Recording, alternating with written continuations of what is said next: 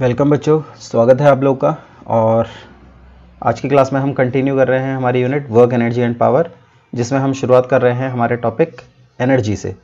तो energy basically आप जानते हैं, छोटी क्लासेस में भी डेफिनेशन आपने पढ़ी है। It is defined as the ability of the body to do work और capacity of body to do work. किसी भी बॉडी की काम करने की एबिलिटी को ही हम उसकी एनर्जी कहते हैं, यानी कि energy is equivalent to work done by the body और work done is equivalent to the energy of the body. दोनों बातें हम यूज़ कर सकते हैं। ऐसा यूनिट यहाँ पर जूल, सीजीएस यूनिट अर्क, डायमेंशनल फार्मूला, क्वांटिटी स्केलर, ये सब वर्क डन जैसा ही है। इसकी कुछ और प्रैक्टिकल यूनिट्स हैं, हम नीड के हिसाब से ये चेंज करते रहते हैं। जैसे electron volt, smallest unit of energy बोलते हैं हम इसको। किलोवाट आवर, ये हमारी इलेक्ट्रिसिटी में स्पेशली यूज़ होती है। हीट एनर्जी के लिए मेजरमेंट के लिए हम कैलोरीज का इस्तेमाल करते हैं। रिलेशंस की बात करें तो 1 जूल और अर्ग में रिलेशनशिप है 10⁻⁷ के साथ। इलेक्ट्रॉन वोल्ट की वैल्यू जूल में, इसी तरह से किलोवाट आवर की वैल्यू जूल में और कैलोरी की वैल्यू जूल में। ये ऐसा ही सिस्टम में कन्वर्जन है। वैल्यूज़ ज़रूर आप याद रखें। तो इसे आप चाहें तो पॉज करके नोट कर सकते हैं। आगे बढ़ेंगे फिर। नेक्स्ट आ रहा है मास एनर्जी इक्विवेलेंस। मास और एनर्जी का आपस में रिलेशन आइंस्टाइन की स्पेशल थ्योरी ऑफ रिलेटिविटी से आया था। E=mc²। जब भी कहीं पर कुछ मास का कंजम्पशन होता है, m मास का कंजम्पशन होता है, तो उससे एनर्जी प्रोड्यूस होती है E=mc², जिसमें c is speed of light in air और वैक्यूम। वैल्यू कैलकुलेटेड है 3 × 10⁸ मीटर पर सेकेंड। स्पेशल केस है, अगर मास 1 AMU आता है, जिसकी वैल्यू स्मॉलेस्ट मास की वैल्यू है ये 1.6 × 10⁻⁻27। देन एनर्जी की वैल्यू जो प्रोड्यूस होगी इसी फॉर्मूले में रखकर है ये 931 मेगा इलेक्ट्रॉन वोल्ट होगी। जूल में हम इसको इतना लिख सकते हैं। अगर मास 1 kg होगा तो एनर्जी इतनी प्रोड्यूस होगी। ये कहाँ कहाँ होता है, जैसे इसके एग्जांपल्स हम देख रहे हैं। एनहीलेशन ऑफ मैटर, जैसे कि इलेक्ट्रॉन और पॉजिट्रॉन दोनों अपोजिट पार्टिकल्स हैं, ये एक दूसरे से कंबाइंड होते हैं, एक दूसरे को डिस्ट्रॉय कर देते हैं और वहाँ पर एनर्जी रिलीज होती है। तो कुछ ऐसी इक्वेशन है, E नेगेटिव और E पॉजिटिव मिलकर गामा गामा एनर्जी फोटोन्स में कन्वर्ट हो गया। तो यहाँ जो हर एक फोटोन की जो एनर्जी है वो 0.51 मेगा इलेक्ट्रॉन वोल्ट होती है और 2 हो रहे हैं instead of 1 to conserve the linear momentum. ये प्रिंसिपल ऑफ कंजर्वेशन मोमेंटम से लिखी गई इक्वेशन है। ऐसे ही पेयर प्रोडक्शन है, ये एक तरह से आप ये कह सकते हैं रिवर्स प्रोसेस है पहली वाली इक्वेशन का, जिसमें हमारे पास रिवर्स है एनहिलेशन ऑफ मैटर का। इसमें फोटोन ब्रेक होता है, एनर्जी कंज्यूम होती है और मास में प्रोड्यूस हो जाता है 1.02 मेगा इलेक्ट्रॉन वोल्ट की एनर्जी का फोटोन स्प्लिट होगा और एक इलेक्ट्रॉन और एक पॉजिट्रॉन प्रोड्यूस करके देगा। तो यहाँ पर हम एनर्जी से मास प्रोड्यूस करके बता रहे हैं। Energy is converted into matter. Next is nuclear bomb. Nucleus is splitted into due to its mass defect and difference in mass of nucleons and nucleus. Energy is released in the form of gamma radiation and heat. तो ये हमारे case हैं energy मास relation के। इसके बाद आगे आता है वेरियस फॉर्म्स ऑफ एनर्जी है, अलग अलग फॉर्म की एनर्जी, जैसे मैकेनिकल आती है काइनेटिक और पोटेंशियल के नाम पर, chemical, electrical, magnetic, nuclear, sound, light, heat, ये सब हमारी एनर्जी हैं। और हमारा एक बहुत ही कॉमन प्रिंसिपल है law of conservation of energy, that energy can neither be created nor be destroyed but it can be transformed और convert from one form to another. तो कहाँ और कैसे कन्वर्जन होते हैं उसके कुछ एग्जाम्पल्स आपके सामने हैं। मैकेनिकल से इलेक्ट्रिकल, ये हमारे इलेक्ट्रिक मोटर में हो रहा है। मैकेनिकल एनर्जी से इलेक्ट्रिक एनर्जी से हम प्रोड्यूस करवाते हैं। एक्चुअली जनरेटर है जहां हम इसको प्रोड्यूस करवा रहे हैं, डायनो में भी बोला जाता है इसे। लाइट से इलेक्ट्रिकल एनर्जी, ये हमारी फोटो इलेक्ट्रिक सेल में आती है। केमिकल से इलेक्ट्रिकल, ये हमारी इलेक्ट्रिकल सेल्स में आती है, primary cell. Then chemical to heat, coal burning is there. Sound से इलेक्ट्रिसिटी बन रही है माइक्रोफोन में।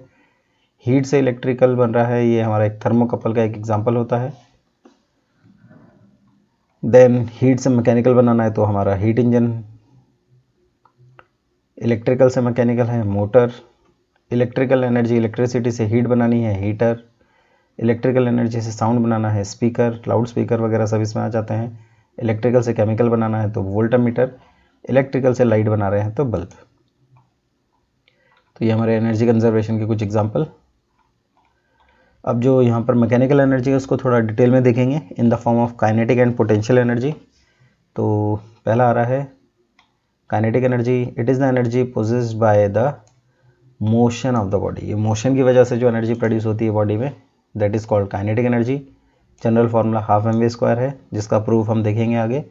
इसको हमने थोड़ा मॉडिफाई किया, हाफ एम वी स्क्वायर को एम से मल्टीप्लाई डिवाइड किया। ऊपर वाला एम पहले वाले एम के साथ एम स्क्वायर हो जाएगा, वी स्क्वायर ऑलरेडी था तो हमने इसको एम वी का होल स्क्वायर कर दिया। नीचे 2m है, पी स्क्वायर बाई 2m आ जाएगा। ऐसा यूनिट जूल, सी जी एस अर्क। डायमेंशनल फार्मूला हमारा ml/t-2 बन रहा है, क्वांटिटी स्केलर। तो यहाँ पर एग्जांपल्स क्या क्या हो सकते हैं, जैसे कि फ्लोइंग वाटर है, इसके पास काइनेटिक एनर्जी होती है। Moving vehicles, they also possess kinetic energy. Moving air, then moving hammer possess kinetic energy. Then a bullet fired from the gun. और इस तरह के बहुत सारे डेली लाइफ में हमारे एग्जाम्पल्स हैं। तो आप इसको पॉज करके नोट कर सकते हैं। अब यहाँ पर काइनेटिक एनर्जी का जो फॉर्मूला है हाफ एम वी स्क्वायर, वो कैसे आया उसकी बात हम यहाँ कर सकते हैं। तो इसके लिए हम क्या करने जा रहे हैं देखेंगे।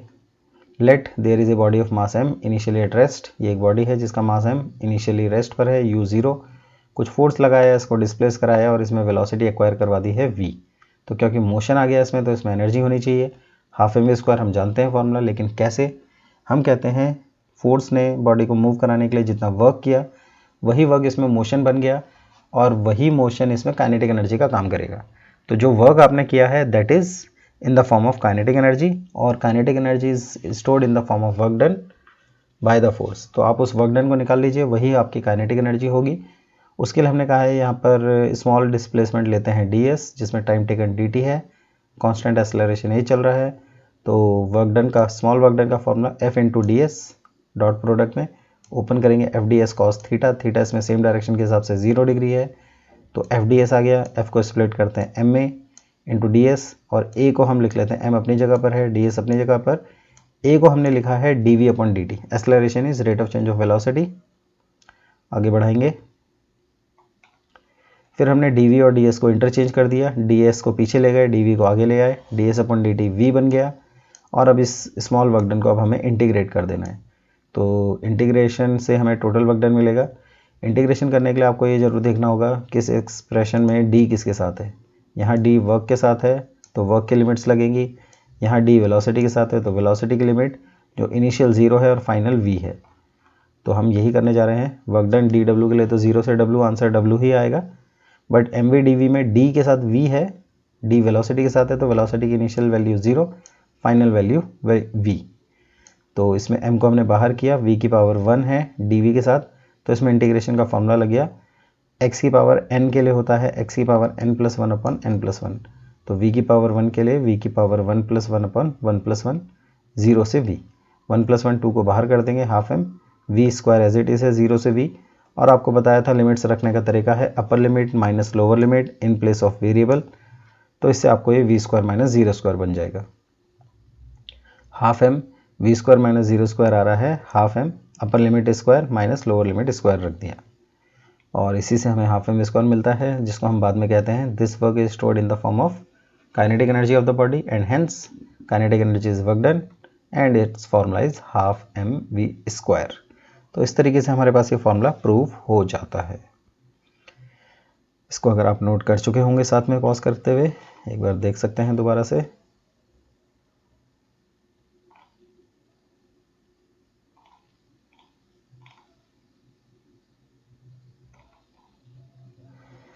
इसके बाद हमारे पास आता है कॉन्सेप्ट वर्क एनर्जी थ्योरम, और ये बहुत इंपॉर्टेंट थ्योरम है। तो ये क्या कहती है, ये कहती है अगर आपने किसी एक्सटर्नल फोर्स के थ्रू बॉडी को मूव कराया है तो उस एक्सटर्नल फोर्स ने कुछ वर्क किया होगा, और जैसा भी हमने थोड़ी देर पहले डेरिवेशन में देखा कि जो वर्क डन होता है वो काइनेटिक एनर्जी में कन्वर्ट हो जाता है। तो यहाँ अगर हम ये मानकर चल रहे हैं बॉडी के पास पहले से ही कुछ काइनेटिक एनर्जी थी, ऑलरेडी मोशन में थी, तो उसकी काइनेटिक एनर्जी में चेंज आता है एक्सटर्नल वर्क डन की वजह से, और जो चेंज इन काइनेटिक एनर्जी है that is equals to work done by the force. तो work done equals to change in kinetic energy, जिसको हम final minus initial kinetic energy कह रहे हैं। तो half m v square minus half m u square. तो इसका proof है छोटा सा, डेरिवेशन का तरीका वही है, सेम पहले वाला मेथड लगाए हैं, बस इस बार u की वैल्यू 0 नहीं है, उसको हम u ही मानकर चलेंगे। तो बढ़ाते हैं इसको आगे। वर्क डन पहले की तरह हमने निकाला है f vector dot d s vector, f d s cos 0, f s, f को एम ए लिखेंगे, ए को आप जानते हैं d v upon d t, और फिर इंटरचेंज करके d s upon d t से वी बना दिया। इसके बाद लिमिट जब लगाएंगे तो इस बार ये u से v होगा, तो u से v में एक्सप्रेशन पहले की तरह सॉल्व कर रहे हैं, आप देख सकते हैं w माइनस 0 से w आ गया, हाफ m आ गया, v स्क्वायर हो गया u से v, तो upper limit minus lower limit in place of variable, तो v square minus u square हो जाता है। स्प्लिट कर देंगे आगे, मल्टीप्लाई कर देंगे इसको आगे, तो ये half m v square minus half m u square which is final kinetic energy minus initial kinetic energy means change in kinetic energy. So इस तरह से वर्क एनर्जी थ्योरम प्रूव हो जाती है। इसको जरूर अच्छे से प्रिपेयर करके रखें, इंपॉर्टेंट डेरिवेशन है।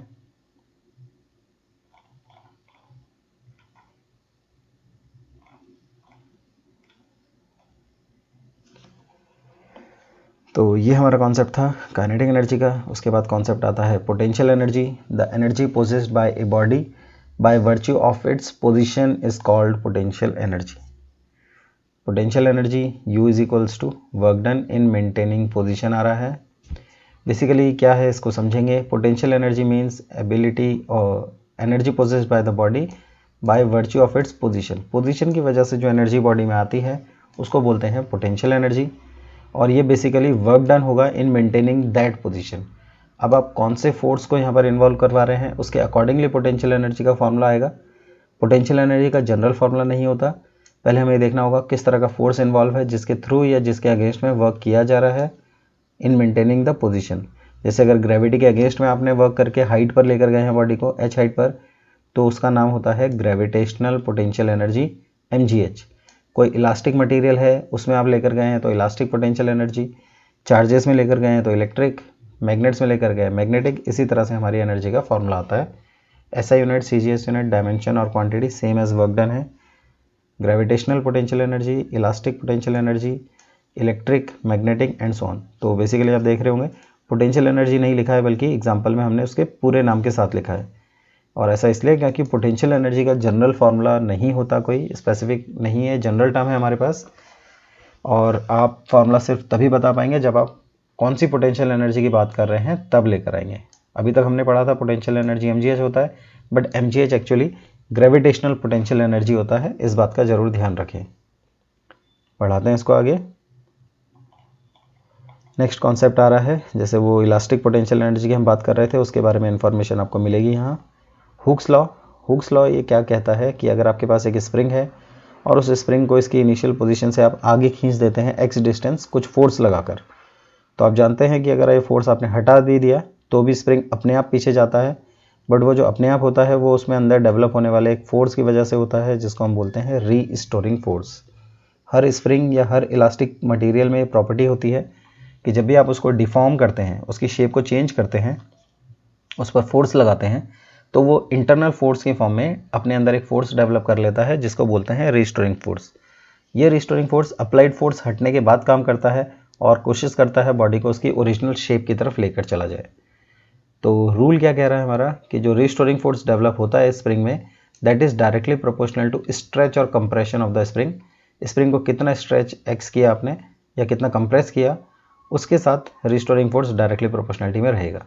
तो restoring force is directly proportional to stretch और कंप्रेशन, बट ये अपोजिट डायरेक्शन में होता है, इसलिए माइनस लगाया है। यहाँ देख सकते हैं स्ट्रेच राइट साइड है, रिस्टोरिंग फोर्स लेफ्ट साइड है।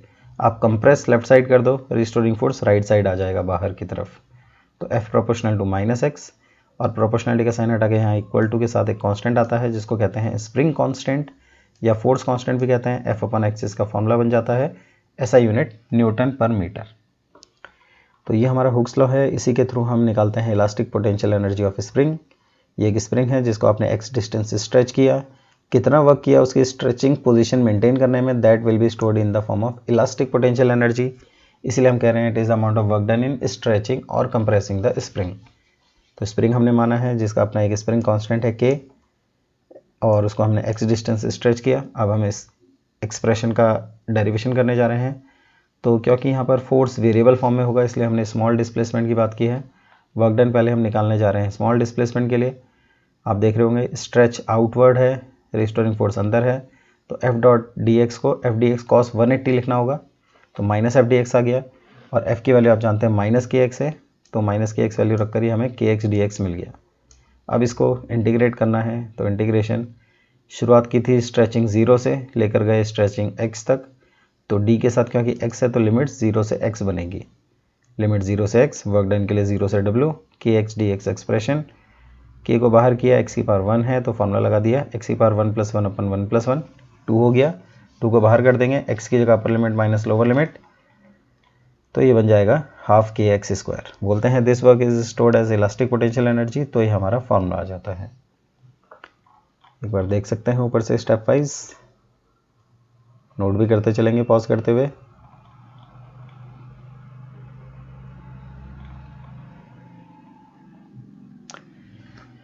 तो इसके बाद आपके पास आ रहा है अप्लाइड फोर्स वर्सेस स्ट्रेच और कंप्रेशन का एक्सप्रेशन है। अप्लाइड फोर्स वर्सेस स्ट्रेच के लिए अगर अप्लाइड फोर्स आपने y में दिखाया है, स्ट्रेच आगे x में, तो जैसे जैसे स्ट्रेच बढ़ाते हैं अप्लाइड फोर्स भी उतना ही ज़्यादा रखना पड़ता है डायरेक्टली। रिवर्स डायरेक्शन में कंप्रेशन करेंगे तो अप्लाइड फोर्स को भी रिवर्स डायरेक्शन में ले जाना होगा, ये स्ट्रेट लाइन आती है। रीस्टोरिंग फोर्स वर्सेस स्ट्रेच और कंप्रेशन देखेंगे तो अगर आपने स्ट्रेच पॉजिटिव रखा है तो उस सिचुएशन में जो फोर्स होगा वो नेगेटिव आएगा, जब आपका स्ट्रेच नेगेटिव होगा तो फोर्स पॉजिटिव आएगा। ये हमारा कॉन्सेप्ट है ग्राफ का, ध्यान रखेंगे दोनों ग्राफ बिल्कुल अलग तरीके से रिप्रेजेंट होते हैं, इंपॉर्टेंट ग्राफ है। देन कॉन्सेप्ट आता है law of conservation of mechanical energy का, जिसके बारे में हम बात कर ही रहे थे। Energy can neither be created nor be destroyed but can be transformed from one form to another. तो इस बात को प्रूव करेंगे कैसे। हमारे पास एक बॉडी है फ्रीली फॉलिंग बॉडी, जिसको इनिशियली u वेलोसिटी 0 वेलोसिटी पर रखा गया था, मास m, इसको ड्रॉप किया गया थ्रू हाइट h, तो ये पोजीशन a पर, b पर और c पर काइनेटिक और पोटेंशियल एनर्जी का कन्वर्जन है। इनिशियली इसके पास पोटेंशियल एनर्जी है, काइनेटिक नहीं, लेकिन जैसे जैसे नीचे गिरेगी काइनेटिक बढ़ती जाएगी, पोटेंशियल कम होती जाएगी और लास्ट में काइनेटिक मैक्सिमम होगी और पोटेंशियल 0। लेकिन तीनों कंडीशन में जो टोटल एनर्जी होगी काइनेटिक प्लस पोटेंशियल वो सेम होगी। इस बात को हमें प्रूव करना है पोजीशन ए, बी और सी के लिए। तो पोजीशन ए के लिए हमने कहा kinetic energy 0 because velocity 0, potential energy mgh at height h, दोनों का सम किया, mgh आ गया फर्स्ट इक्वेशन। दूसरा हम ले रहे हैं पोजीशन बी के लिए, तो मोशन ए से बी कंसीडर करेंगे, डिस्टेंस ट्रेवल्ड x है, इनिशियल वेलोसिटी u और यहाँ पर वेलोसिटी v1। तो काइनेटिक एनर्जी अगर लिखते हैं तो हाफ m v1² होना चाहिए। थर्ड इक्वेशन का इस्तेमाल कर रहे हैं ए से बी के लिए, तो v² = u² प्लस 2gh, जिसमें v v1 बन गया, u 0 है, 2gx आ गया डिस्टेंस ट्रेवल्ड, काइनेटिक एनर्जी बनाया v1² से हाफ m v1², तो हाफ m v1² की जगह 2gx रख दिया, ये mgx आ गया। इस पोजीशन पर अगर हाइट देखेंगे तो बची हुई हाइट है h - x, तो पोटेंशियल एनर्जी होनी चाहिए mgh - x। दोनों को सम करेंगे, सम करके mgx और mgh - x, mg कॉमन हुआ, x plus h - x, x cut जाता है और mgh आंसर आता है। तो इस इक्वेशन में भी mgh टोटल एनर्जी बन गई है। अब तीसरी condition c, motion a to c के लिए लेकर चलेंगे। अब की बार हम a से पूरा c लेंगे जहाँ वेलोसिटी v हो चुकी है, और यहाँ पर आप देखेंगे हाफ mv², तो काइनेटिक एनर्जी मैक्सिमम हो गई। अब इस हाफ mv² में v² की वैल्यू कितनी है वो निकालेंगे, तो थर्ड इक्वेशन लगा रहे हैं फिर से, v² = 0 हो गया इनिशियल वेलोसिटी, 2gh वैल्यू रखी तो mgh काइनेटिक एनर्जी आ गई, potential energy mg height is 0, तो सम किया हमारा एक्सप्रेशन बन गया mgh।